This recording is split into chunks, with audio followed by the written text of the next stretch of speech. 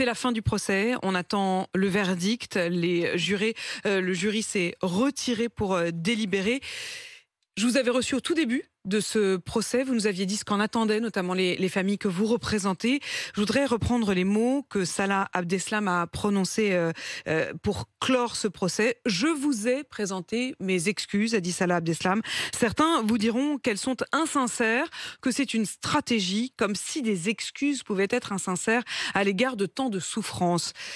Samia Maktouf, est-ce que vous croyez les excuses de Salah Abdeslam ? Écoutez, qu'on les croit ou pas, ce n'est pas ça le cheminement qui a été effectué depuis 10 mois. D'abord, permettez-moi de vous corriger. Il ne s'agit pas de jury, mais de cours composés par des magistrats professionnels. C'est la cour d'assises spécialement composée qui s'est retirée et reviendra. C'est un jury professionnel. C'est des magistrats.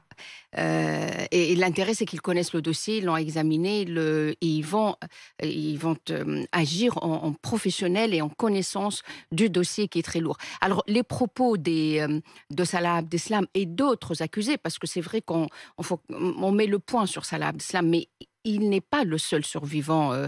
Permettez-moi de revenir sur ça.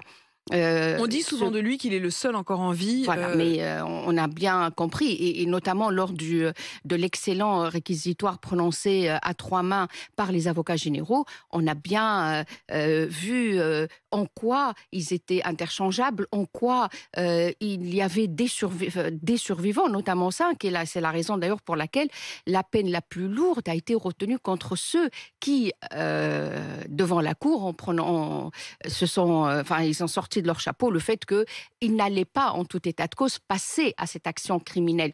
Pour autant, ils y étaient, ils avaient accompagné, ils auraient pu d'une manière.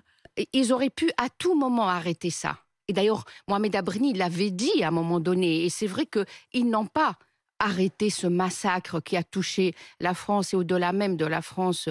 Plusieurs victimes, plusieurs personnes innocentes. Mais pardon, je reviens quand même sur les mots de Salah Abdeslam parce que on imagine la réaction des familles. À plusieurs reprises, il y a eu une sorte de cheminement. Est-ce que ça aura été, avant même la question de la peine, l'une des utilités de ce procès si long, procès fleuve, 10 mois?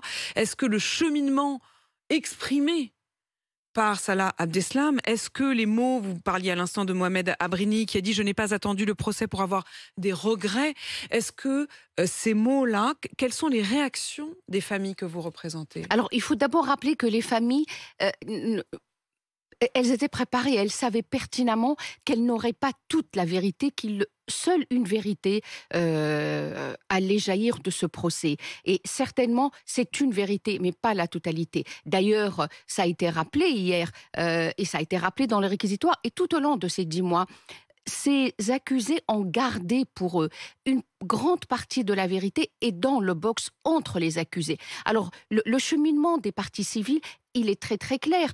Ce procès a eu lieu, et ça, c'est exceptionnel, c'est important. Il a eu lieu de manière équitable, dans le respect des droits des accusés, dans le respect de toutes les normes que dictent l'état de droit et la démocratie. Et en cela, c'est important. Vous savez, c'est une forme de réponse déjà à la barbarie. C'est une réponse à la barbarie. Il y a eu une réponse militaire, il y a eu une réponse politique, et là, nous avons eu une réponse juridique. Alors, elle vaut ce qu'elle vaut. Et demain, ces magistrats professionnels vont dire le droit. Et ça va être important parce qu'à un moment donné, ce qui est attendu, c'est que la justice passe. Et la justice est passée.